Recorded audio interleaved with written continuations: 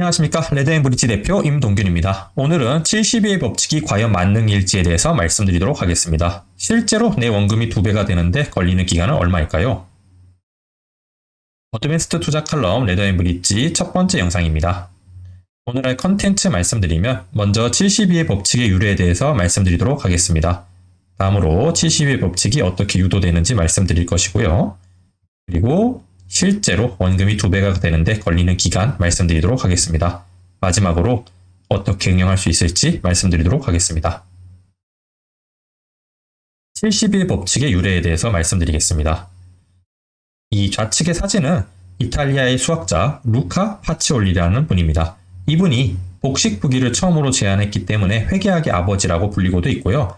이분의 저서인 산술집성에서 72의 법칙이 처음으로 제안되었다고 알려져 있습니다. 그렇다면 이 72의 법칙이 어떤 내용일까요? 72는 연복리 수익률로 나누면 원금의 2배가 되는 기간을 구할 수 있다. 이것이 72의 법칙인데요. 예를 들어 보겠습니다. 우리가 연복리 수익률, 즉 CAGR 8%로 투자를 지속해 나갈 때 원금이 2배가 되는데 걸리는 기간은 위의 공식에 따르면 72 나누기 CAGR 8% 대입해보면 9라는 숫자가 구해지고요. 즉 원금이 2배가 되는데 걸리는 기간은 9년임을 우리는 알 수 있습니다. 그러면 72의 법칙이 과연 항상 맞을까요? 먼저 하나 가정해 보겠습니다. CAGR 36%라고 봤을 때 72의 법칙에 대입해보면 2년 안에 원금이 2배가 된다는 것을 알 수 있습니다. 그러나 우리가 실제로 이것을 계산을 해보면 2.25년이 걸린다는 사실을 알 수 있습니다. 직관적으로 또 알기 위해서 간단한 숫자를 대입해보면 CAGR 100%를 우리가 상상을 해볼 때 72의 법칙에 따르면 0.72년 만에 원금이 2배가 되지만 우리가 현실적으로 실제 계산을 해보면 약 1년, 즉 CAGR 100%를 하면 1년 뒤에 원금이 2배가 된다는 것을 알 수 있는데 72의 법칙에 따르면 0.71년이 되기 때문에 즉 72의 법칙이 항상 성립하지 않음을 우리는 이러한 예를 통해서 알 수 있습니다. 72의 법칙을 그럼 유도 한번 해볼게요. 왜 하필 72라는 숫자가 채택된 것일까요? 72의 법칙 유도 과정 한번 생각해 보겠습니다. 원금이 1이고 수익률이 R일 때 원금이 2배가 되는데 걸리는 기간 N은 어떻게 구할까요? 먼저 1년 뒤의 자산총액을 구한다고 가정해 보겠습니다. 원금 1 곱하기 1 플러스 R, 수익률 R을 하면 당연히 1년 뒤의 자산총액을 구할 수 있습니다. 그러면 우리는 2년 뒤에 자산총액 구한다고 가정하면 어떻게 될까요? 복리수익률이기 때문에 이 과정을 한 번 더 거친다면 1 곱하기 1 플러스 R 곱하기 1 플러스 R, 즉 1 곱하기 1 플러스 R의 2승이 2년 뒤의 자산총액임을 알 수 있습니다. 즉 몇 승이냐가 몇 년 뒤의 자산총액인지가 바로 이 공식의 핵심인데요. 그렇다면 N년 뒤에, 즉 N년 뒤의 자산총액은 어떻게 될까요? 1 곱하기 1 플러스 R의 N승, 바로 이것이 N년 뒤의 자산총액의 공식입니다. 그렇다면 이것이 2가 된다면 우리가 구하고자 하는 2배가 되는 기간의 공식임을 우리는 여기서 확인할 수 있습니다. 1 곱하기 1 플러스 R의 N승이 2, 즉 원금 1에 대해서 2배값의 2를 여기에 대입해 보는 것입니다. 이것이 우리가 구하고자 하는 공식의 최종인데요. 이것을 한번 계산해 보겠습니다.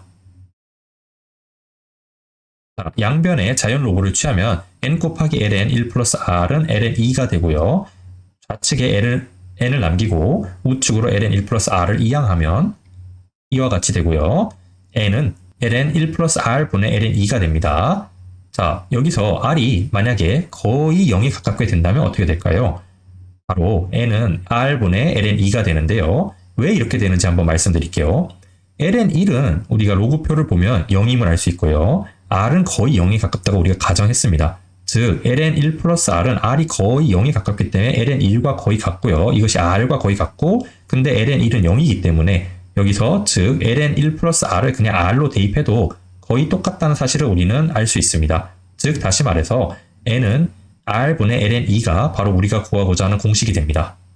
로그표에서 ln 2의 값을 구해보면 0.693 정도 되기 때문에 우리가 2배가 되는데 걸리는 기간 공식은 n은 r분의 0.693이 되고요. 여기서 r을 퍼센트로 나타내기 위해서 100을 곱해주면 r분의 69.3이 됩니다. 즉 우리는 현재 72의 법칙을 사용을 하고 있지만 실제 계산에 따르면 69.3의 법칙이 되어야 맞습니다. 그럼 우리는 왜 72의 법칙을 채택한 것일까요? 실제 원금이 2배 되는데 걸리는 기간 한번 말씀드려 볼게요. 자, 여기서 가장 중요한 개념이 연속복리와 연복리입니다. 연속복리란 개념이 굉장히 낯선 분들이 있을 텐데요. 연속복리는 이자를 주는 간격이 연 단위가 아니라 월, 일, 시 이렇게 점점 작게 쪼개서 연속적으로 계속 복리가 쌓인다고 가정입니다. 즉 이자 지급 간격이 굉장히 세밀해서 연속적으로 복리가 발생하는 경우가 연속복리고요.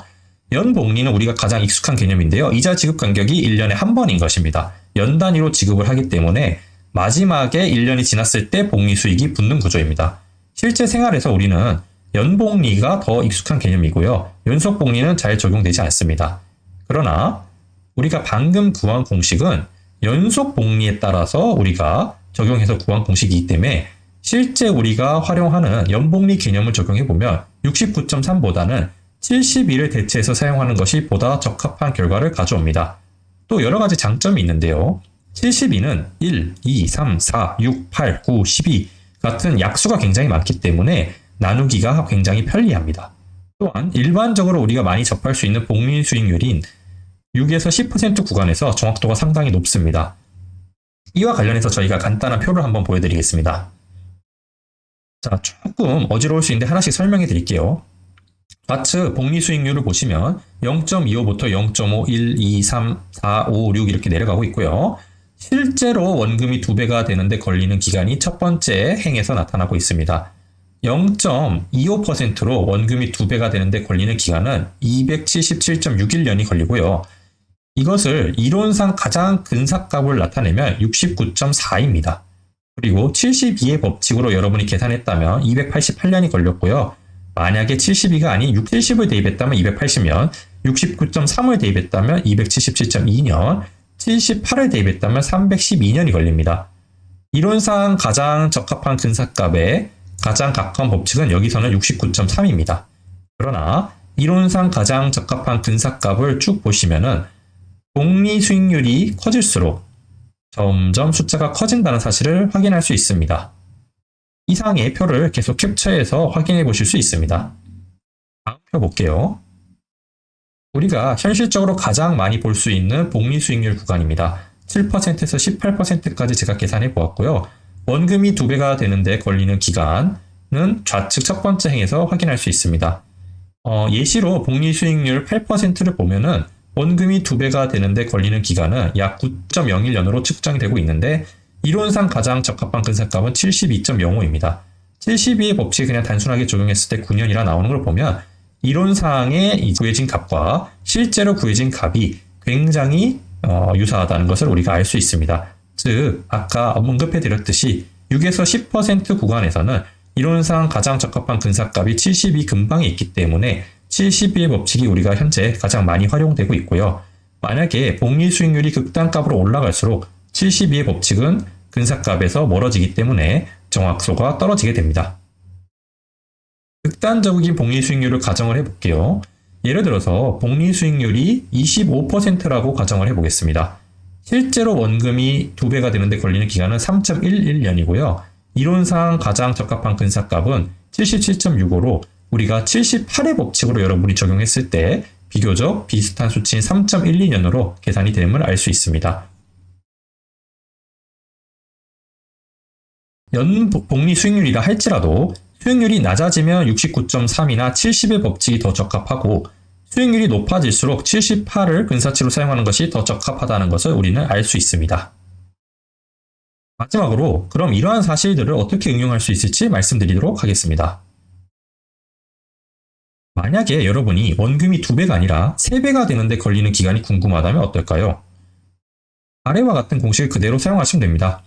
n은 r분의 ln3이라고 그냥 대입을 해보면 ln2 대신 그냥 ln3만 대입하면 되는 것입니다. ln3은 로그표를 찾아보면 1.098 정도 되기 때문에 대략적으로 우리가 나타내보면 n은 r분의 110 혹은 120을 대입해도 됩니다. 즉 원금이 3배가 되는데 걸리는 공식을 구하고자 할 때 수익률을 우리가 손쉽게 나타내기 위해서 6이라고 가정해보면 즉 6%로 우리가 계속해서 자산을 불려나간다고 할 때 그 원금이 3배가 되는 걸리는 기간은 120 혹은 110에다가 6을 나누면 됩니다. 대략적으로 20년이 걸린다고 알 수 있겠네요. 만약에 원금이 10배가 되는데 걸리는 기간이 궁금하다면 어떨까요? 똑같은 논리로 구하면 됩니다. n이 r분의 ln 10이 되는 것, 즉 로그표에서 다시 ln 10을 찾아보면 2.302가 되는데요. 즉 우리가 퍼센트로 나타내기 위해서 간략화해보면 n은 r분의 240, 즉 240에 여러분의 수익률을 나누면 10배가 되는 기간을 손쉽게 구할 수 있습니다. 만약에 여러분의 연복리 수익률이 10%라 가정을 해보면 10배가 되는데 걸리는 기간은 이상의 공식을 활용해보면 24년이 걸림을 확인할 수 있습니다. 지금까지 내용을 통해서 여러분들의 투자 생활에 도움이 되었으면 좋겠습니다. 끝까지 시청해주셔서 대단히 감사합니다. 레드앤브릿지의 앞으로의 성과와 투자 철학이 궁금하시다면 구독과 좋아요, 알림 설정을 부탁드립니다. 모두를 위한 부회사다리 레드앤브릿지였습니다. 감사합니다.